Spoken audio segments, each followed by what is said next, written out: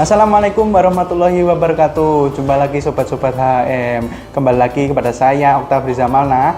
Di sebelah saya ada seorang dokter yang cantik nih. Bisa diperkenalkan, dokter? Oke, perkenalkan dulu sobat HM. Perkenalkan nama saya Dr. Nadia. Nama lengkapnya Nadia Izzatul Kisti, biasa dipanggil Dr. Nadia aja. Dokter Nadia. Iya. Oke. Dokter, di sini kita nih mau membahas seputar penyakit asma, Dok. Nah, nanti dijelaskan sih, Dok, penyakit asma itu seperti apa, terus penyebabnya, terus pengobatannya bagaimana, itu dijelaskan, Dokter. Nanti kalau ada pertanyaan saya tanyakan juga. Siap. Dijelaskan, Dokter, asma seperti apa? Itu. Jadi untuk asma sendiri itu dia itu sebuah penyakit kronis sebenarnya, salah satu dari penyakit kronis yang berada di saluran pernafasan gitu. Nah, biasanya orang-orang dengan asma ini keluhannya itu sesak. Gitu, nafasnya terasa berat atau kadang tertindih gitu rasanya ya. Nah, dia itu bisa terkena di beberapa semua usia, bisa dari anak, dewasa, gitu. Bahkan usia tua juga bisa gitu. Nah, nggak berdasarkan jenis kelamin juga, dia bisa terserang pada wanita juga pada laki-laki. Jadi sama aja gitu. Jadi nggak tergantung oleh usia bahkan jenis kelamin. Itu semua umur bisa kena ya, Dok, asma itu, Dok? Oh, gejalanya kayak gimana sih, Dok? Gejalanya orang asma? Gejalanya dia lebih ke sesak ya. Yang pertama dia sesak. Atau ada yang lain mungkin demam atau bagaimana? Oke, karena dia ini penyebabnya bukan dari bakteri sebenarnya ya. Oh, bukan bakteri? Bukan bakteri, bukan virus sebenarnya gitu. Jadi dia ini lebih ke arah hipersensitivitas. Kalau kita bilang alergi gitu ya. Oh, alergi. Jadi dia tuh punya bakat. Makanya nggak semua orang, bahkan nggak cuma prestasi juara kelas enggak ya. Tapi nggak mengenakan dokter ini bakatnya, dokter. Ya itu kuasanya Allah ya ngasih gitu. Jadi dia itu punya bakat alergi. Jadi memang nggak semua orang akan terkena gitu. Untuk orang-orang tertentu saja yang memiliki bakat dari alergi tersebut. Begitu. Tapi beberapa hal lain seperti infeksi bakteri misalnya, pasiennya itu muncul asma ketika dia disertai dengan batuk gitu. Jadi bisa karena batuk dulu, otomatis imunitas kan turun ya. Imunitas turun, akhirnya bisa timbul asma. Gitu. Sesak atau ya, serang sesak. Keluhannya sendiri sebenarnya nggak cuma sesak sih ya. Contohnya tadi kalau misalnya kena bakteri, otomatis pasti ada demamnya gitu. Jadi asma plus infeksi saluran napas, misalnya gitu. Double. Gitu. Jadi penyebabnya juga macam-macam. Jadi penyebabnya memang dari alergi, Dok. Alerginya itu mungkin dari alergi apa, Dokter? Polusi kah atau dari makanan atau bagaimana? Oke, alergi macam-macam ya. Bisa dari udara, misalnya kena debu jadi sesak, kena asap misalnya bakar-bakar atau rokok gitu jadi sesak juga bisa. Pemicunya ya, gitu. Bisa juga karena iklim suhu terlalu dingin itu juga bisa. Dari bulu kucing kayak gitu juga bisa. Ya? Makanan juga bisa gitu. Jadi tergantung penderita. Dia alerginya kemana. Jadi memang tiap orang yang punya asma itu dia harus tahu pencetusnya apa. Jadi bisa dikontrol gitu. Untuk disembuhkan sendiri sejauh ini belum ada ya. Belum bisa untuk disembuhkan, cuman bisa dikontrol. Dikontrol. Gitu. Jadi biasanya orang-orang asma itu misalnya nih 1 bulan ini berapa kali kambuh gitu. Sebulan ada 2 kali kambuh misalnya, biasanya kayak gitu. Terus kita bisa kontrol 1 bulan sekali nih gitu, atau misalnya dia tiap minggu biasanya kambuh. Nah, bisa dikontrol sebulan sekali. Itu kontrolnya harus ke dokter ya, Dokter. Dan begini, Dokter, itu penanganan pertama buat penderita asma.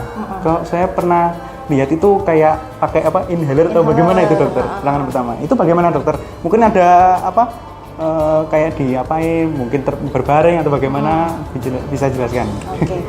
Gini, kalau misalnya contohnya kasus di di masyarakat umum misalnya ada kegiatan di sekolah kan biasanya anak-anak gitu ya, di sekolah nih misalnya. Tiba-tiba asma nih. Nah, yang pertama dilakukan adalah pastikan orangnya itu atau pasiennya itu berada di tempat yang oksigennya banyak, luas. Berarti yang terbuka gitu, Dokter? Udara terbuka kalau bisa. Terus jangan sampai dikerumunin. Kenapa? Nah, Soalnya iya. kalau dikerumunin kan oksigennya jadi berkurang Oksigennya ya, dikurangi rebutan. sama orang-orang. Benar, itu Iya, malah iya. memperburuk jadinya, Oh, meskipun baik, orang-orang baik, khawatir iya. mungkin Iya, ya, iya, iya. tapi harusnya menjauh aja gitu. Mungkin ada 1-2 orang yang bisa nolong, nah itu Iya, aja iya. cukup gitu. Oh, Terus oke. jangan lupa pakaiannya tuh harus terbuka, maksudnya dilonggarkan. Iya. Dilonggarkan Baik, ya, baik, jangan oke, dibuka ya. siap, siap. Dilonggarkan.